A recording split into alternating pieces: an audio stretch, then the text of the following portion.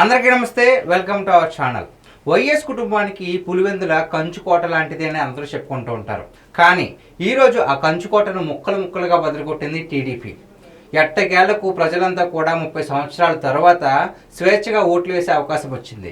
అవకాశం వచ్చినప్పుడే మంచిగా సక్రమైన నాయకుడిని, నిజాయితీగల నాయకుడిని ఎన్నుకోవడానికి వాళ్ళకు ఒక ఛాన్స్ వచ్చింది. కాబట్టి ఈ అవకాశాన్ని పులివెందుల ప్రజలు సద్వినియోగం చేసుకున్నారు. ఎందుకు అంటే పులివెందుల జడ్పీటీసీ ఉప ఎన్నికల్లో ఎట్టకేళ్లకు టీడీపీ తన జెండా పాతిందండి.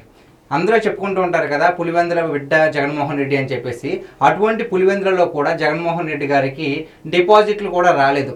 టీడీపీ నుంచి పోటీ చేసినటువంటి లతారెడ్డి గారు 5,794 మెజారిటీతో హేమంత్ రెడ్డి గారిని ఢీకొట్టడం జరిగింది. ఇక్కడ కనీవిని ఎరుగున రీతిలో మరి పులివెందులలో టీడీపీ జెండా ఎగరవేసింది.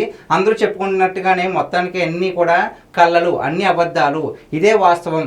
ప్రజలకు ఒక్క అవకాశం ఇస్తే ఏం చేస్తారు అని ఇప్పుడు అందరికీ అర్థమైంది. అంటే 30 ఏళ్ళుగా కూడా పులివెందుల ప్రజల్ని వైఎస్ కుటుంబం ఎంత బానిసలుగా చేస్తుందో అర్థం చేసుకోవచ్చు. ఎందుకంటే ఒక్క అవకాశం ఇస్తేనే వీళ్ళు ఓడించేశారంటే ఎంత చిత్రహింసలు చేస్తుంటారు, ఎంత అణగదొక్కుంటారు వాళ్ళని. ఎటువంటి అభివృద్ధి లేదు, ఎటువంటి ఉపాధి అవకాశాలు లేక నలిగిపోయారు.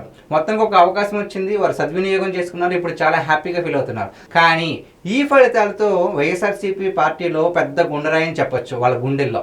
ఎందుకంటే పులివెందుల వాళ్ళ పట్టు అని చెప్పుకుంటారు కదా, పట్టు విడిచిపోయిందనమాట. పట్టు వదిలేలా చేశారు ప్రజలు.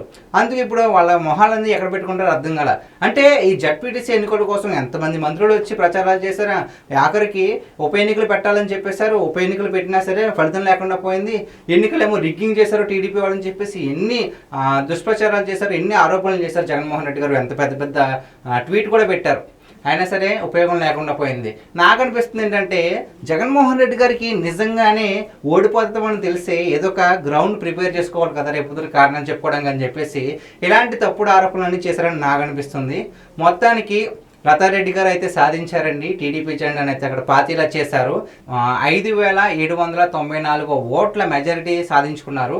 కానీ అక్కడ వైసీపీ నుంచి పోటీ చేసినటువంటి హేమంత్ రెడ్డి గారికి కేవలం 683 ఓట్లు రావడమే చాలా ఆశ్చర్యంగా ఉంది. అంటే వాళ్ళ ప్రజల్ని ఎంతలాగా ఇబ్బంది పెట్టారో మనకి ఒక్క ఎన్నిక ద్వారా నిరూపించారు. సో ఇది గైస్ ఈరోజు మన వీడియో. ఈ వీడియో కనుక మీకు నచ్చినట్లయితే లైక్ చేయండి, షేర్ చేయండి, అలాగే ఈ ఛానల్ సబ్స్క్రైబ్ చేసుకోండి. Thank you.